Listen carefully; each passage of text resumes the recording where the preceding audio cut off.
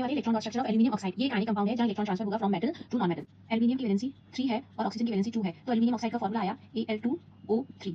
इसका मतलब हमारे पास में 2 एल्यूमिनियम एटम्स हैं और 3 ऑक्सीजन एटम्स हैं। एल्यूमिनियम की वैलेंस शेल में 3 इलेक्ट्रॉन है, तो हम दोनों एल्यूमिनियम एटम्स के 3 इलेक्ट्रॉन्स डॉट से दिखाएंगे। ऑक्सीजन की वैलेंस शेल में 6 इलेक्ट्रॉन है, तो हम तीनों ऑक्सीजन के 6 इलेक्ट्रॉन क्रॉस से शो करेंगे।